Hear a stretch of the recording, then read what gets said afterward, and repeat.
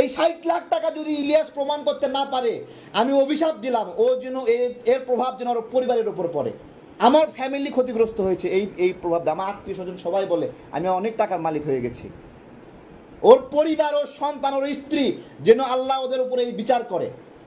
ওই 60 লাখ টাকা আমরা কষ্ট করে খেতে খাই, আম বিক্রি করি, সারাক্ষণ মানুষ আমাদেরকে খোটা দেয়, আম আম তারেক আম তারেক। মধু বিক্রি করছি, বলছে মধু তারেক মধু তারেক, এগুলো বলতেছি। আমার আম্মা অনেক ধনী মানুষ, আমার বাবা অনেক ধনী মানুষ, আমার শ্বশুর অনেক ধনী মানুষ।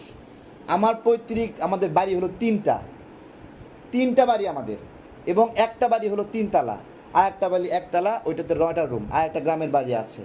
এগুলো বাপের করা আমাদের। আমার বাপ ফকির না, তারপরেও আমি নিজে গায়ে গতরে খাটি, এটা আমার নিজস্ব, যে আমি 2 কেজি মধু বিক্রি করি, আমি নিজে বিক্রি করি। আমার শ্বশুরের 5 তলা বিল্ডিং এবং তার কয়েক কোটি টাকার ব্যবসা। এই যে গণ অভ্যুত্থানের মধ্যে ইলিয়াস কয় টাকার ক্ষতিগ্রস্ত হয়েছে, ওর কী কারে এনেছে শেখ হাসিনা, কী কারে এনেছে ইলিয়াসের কাছ থেকে শেখ হাসিনা কী কারে এনেছে আমি জিজ্ঞাসা করছি। হ্যাঁ, এই যে দেখেন, এই যে প্রায় কোটি খানিক টাকার সম্পদের ব্যবসা পুরা বুলডোজার দিয়ে শেখ হাসিনা ঘুরাই দিছে। বলেন ইলিয়াসের এই ক্ষতি হয়েছে? দেখেন, এই যে দেখেন, বুলডোজার দিয়ে ঘুরাই দিছে একবারে। আরে ভাই, একটা ব্যবসা করতে পারি নাই, কর্ম করতে পারি নাই, দোকান ভেঙে দিছে। পলাশির মোড়ে SM হলের ছেলে পেলে গিয়ে আমার দোকান ফ্রিজ ট্রি সব ভেঙে তছনছ করে দিয়েছে। এই গণ অভ্যুত্থানে আন্দোলনের সংগ্রামে গত কয়েক বছরে যে ক্ষতি হয়েছে, আজকে ভাল লাগছে না, মতের মিল হচ্ছে না, দালাল বানায় দিচ্ছে, রয়ের এজেন্ট বানায় দিচ্ছে। এখনও রাষ্ট্র আমাদেরকে ক্ষতিপূরণ দিল না, এখনও সুস্থ হইনি। মাঝে মাঝে রাগান্বিত হই, মাথায় সমস্যা, তো অসুস্থতা আমি এখনও।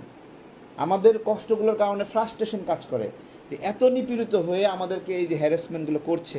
আপনার সাথে আমার কিছু মতের অমিল, আপনি এটা কেন প্রত্যাশা করেন যে আপনার কথা মতো সবাই চলবে?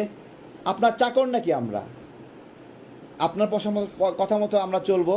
কবে কয় পয়সা দিয়েছেন আমাদেরকে আমাদের রাজনৈতিক কার্যক্রমের জন্য, যে আপনার কথা মতো আমরা চলবো? গত 2 দিন আগে ইলিয়াস ভাই পোস্ট দিছেন যে আমাদের দলের কর্মী সাধনা মহালাপুর তার জামিনের জন্য আমি 70 লাখ টাকা 60 লাখ টাকা নিছি। আমি বলতেছি ইলিয়াস ভাই, এই যে এত বড় মিথ্যাচারিতা করলেন, আল্লাহর কাছে কি জবাব দিবেন মিয়া? কেন পোস্ট ডিলিট করছেন? 60 লাখ টাকা কিসের জন্য আপনি বলছেন? আপনি দেখাবেন এটা, কোনো চেক অথবা কোনো দলিল, মিনিমাম কোনো ডকুমেন্টস আপনার কাছে আছে 60 লাখ টাকা নিয়েছি? আমার দলের নেত্রী 11টা মামলা শেখ হাসিনার সময়ে হয়রানির শিকার হয়েছে, ফ্যাসিবাদের সময়ে নিপীড়নের শিকার আমার দলের কর্মী। তাকে মুক্ত করার জন্য আমি কাজ করব না? আমি দলের নেতা না, আমার দলের ছোট দল হতে পারে, তাদেরকে আগলায় রাখা আমার কাজ না? তাদের জন্য স্বরাষ্ট্র মন্ত্রণালয়ে আমি চিঠি দিছি। এরপরে পার্বত্য অঞ্চলে 2023 সালে শেখ হাসিনা দেওয়ার মামলায় সুশীল চাকমা দাদা গ্রেপ্তার হয়েছিল 2 দিন আগে, আমি তাকে জামিন করাইছি। আমার ভাইয়েরা গ্রেপ্তার হলে আমি জামিন করাবো না? এর জন্য আমার টাকা প্রয়োজন, লিখে দিছে 60 লাখ টাকা। এই 60 লাখ টাকা যদি ইলিয়াস প্রমাণ করতে না পারে, আমি অভিশাপ দিলাম ও যেন এর প্রভাব যেন ওর পরিবারের উপর পড়ে। আমরা পিনাকি দাদা ইলিয়াস ভাইয়ের সাথে সম্মিলিতভাবে বিভিন্নভাবে রাজনৈতিক পরামর্শ করে কাজ করতাম। আমরা কোন জায়গায় বিরোধটা হলো, তারা বলছিল যে সেনাবাহিনীর বিরুদ্ধে মিছিল করতে হবে। বাংলাদেশের নাগরিকদেরকে জিজ্ঞাসা, সেনাবাহিনীর বিরুদ্ধে আমাদের এই মিছিলটা করা উচিত ছিল কি না বলেন? এই 24-এর গণ অভ্যুত্থানের পরে আমরা যে নিয়ন্ত্রণহীন হয়ে গিয়েছিলাম, সেই নিয়ন্ত্রণটা কে ফিরিয়ে এনেছে? সেই সেনাবাহিনী এই দেশের ক্ষমতা নেওয়ার সুযোগ ছিল কি না, এবং তারা সেই লোভটা করেছে কি না? জাস্ট ইয়েস এবং নো, তারা কিন্তু সেই লোভটা করেনি। সেই সেনাবাহিনীর বিরুদ্ধে আমাদের মিছিল করতে বলেছে, আমরা মিছিল করিনি। এরপর থেকে সম্পর্ক খারাপ হয়ে গেছে, সম্পর্ক আরও খারাপ হয়ে গেছে।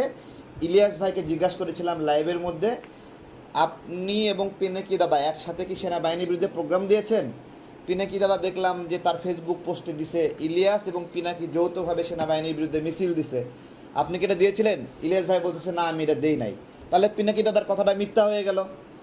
এইটাতে ভিডিওটা ভাইরাল হওয়াতে আমার উপরে পিনাকি দাদা এবং ইলিয়াস ভাই রাগ করছে। ইলিয়াস ভাই গতকালকে আমাকে আবার পোস্ট করছে, বিকাশুর রহমান তারেকের আম পার্টি থেকে সবাই বের হয়ে যাচ্ছে, এখন কি হবে? তারাকে সাথে 2.5 জোন পোলাপান ছাড়া কেউ নাই, তারেকের বহিষ্কারের প্রক্রিয়া চলছে। আপনারা যে চেষ্টাটা করেছেন পিনাকি দাদা এবং ইলিয়াস ভাই, যে আপনাদের গ্রিপের মধ্যে আমাদের সংগঠনটাকে রাখবেন, এই রাইখা বিভিন্ন জায়গায় মব সৃষ্টি করাবেন। সিপিবির অফিস ভাঙতে বলছিলেন, সিপিবির অফিস ভাঙতে বইলা ওইদিকে আবার সিপিবিকে কেন খবর দিয়েছেন বলেন?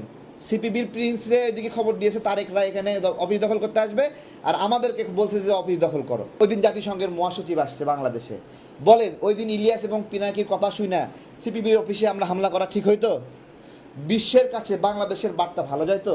ইলিয়াস ভাই, পিনাকি দাদা, আপনাদেরকে বলবো যে এই বাংলাদেশের জন্য আপনাদের লড়াই এবং আমাদের লড়াই আলাদা।